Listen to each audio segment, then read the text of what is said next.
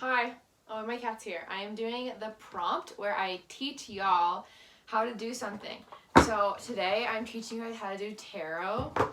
I'll teach you a few things about tarot first. Basically, it's just like harnessing the energy from the universe and like the vibrations from the universe, like through cards to be able to like help predict and like the future, I guess, and like get advice for what you should do. But basically, it's not like the cards themselves or anything special. It's like you yourself, like by using your energy and focusing, you're the one who's doing something. The cards are just like a vessel. I have cat tarot because I love cats. My cat Percy is right behind the camera right now.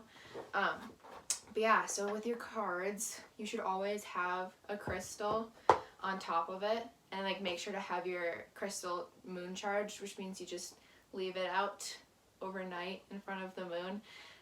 Keeps all the vibes good. And then with the cards, you should have bay leaves that keeps them that keeps the energy clean. But also about cleaning them, you make sure if you guys do end up going out and getting tarot decks, that you have to individually clean both sides of the card with sage. You have to burn sage and do a cleaning of the whole deck, or else it'll not be great. Yeah, I'm just gonna go over a few things about the deck. So all decks are broken up into two main types, and then within one of the types, the type of cards, there's four subcategories. But the first main type I'm going to talk about is the major arcana cards. So these cards just have the numbers on the bottom. This one's upside down. And then they have, like, this one is the Hanged Man. This one's the Sun. I like this one a lot because it looks like my cat Percy. The Devil is a dog because it's a cat deck. But yeah, so for example, things that would be important, two main really big cards in the major arcana are the Death and the Tower. Both of these symbolize like really big changes coming. A couple months ago I did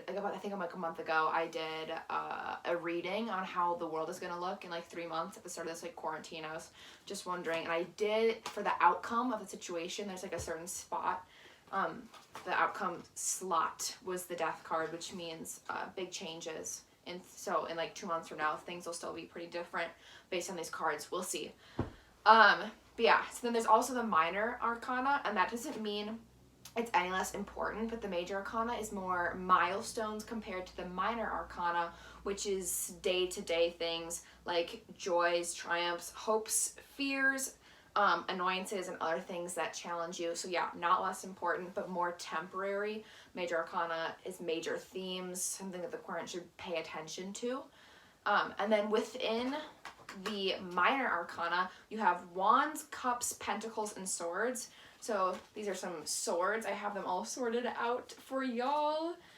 Here are some of the sword cards. Can't really see them that well. It's kind of bright. But yeah, they all have to do with claws out.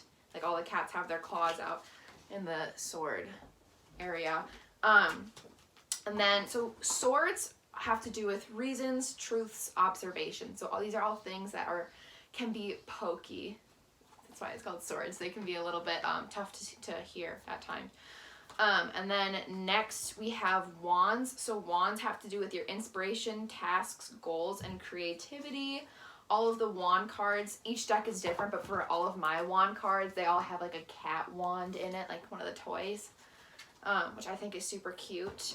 And so next we have cups. Cups have to do with emotions, relationships, celebrations, and feelings.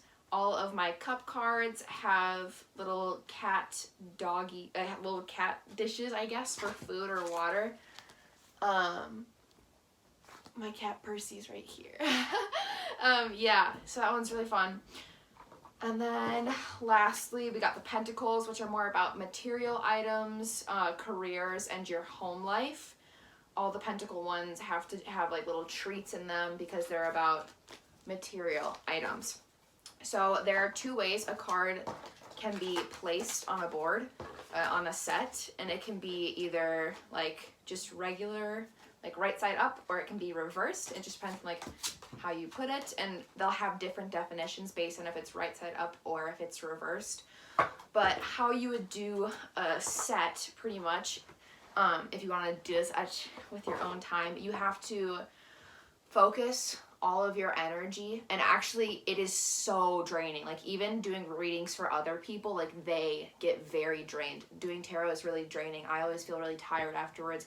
The friends I've done it with have felt very tired afterwards. So yeah, you have to focus all of your energy, harness all of your energy, and think about, for example, I'll just do a love lust spread, which is just a card here, can't really see it, card here, card here, card here, and that would be your feelings, the other person's feelings, and then the outcome of the relationship. But basically, if you were gonna do a love spread, you would focus all your energy on like the other person, how they smell, how they make you feel, how things have been going. Like if you have a class with them, like think about like how they act in that class. You know, we don't have classes anymore, but yeah, so you just have to focus all your energy about like that person into the cards.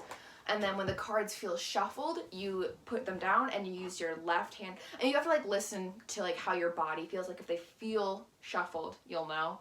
And then you have to split the deck as many times as you want with your left hand, so you can do any order and then put them back in any order as well. And then you do that until it feels ready, and then you just do the top 3 cards, just flip them down. Some people like to put them upside down so they can read it as they go along, like with each card, but I don't know, I don't choose to do that. And yeah, so then you read the cards. Each tarot deck that you buy has a little booklet with it explaining what each card means. I don't have them all memorized, I only have a couple of them memorized. And then when you're done, you just put it back in the box, put your bay leaves back in, and have your crystal. And yeah, that is how you do tarot. Let's see if my cat will say hi. Come here, bud. Wow. He was right underneath there the whole time. All right. Thanks for watching.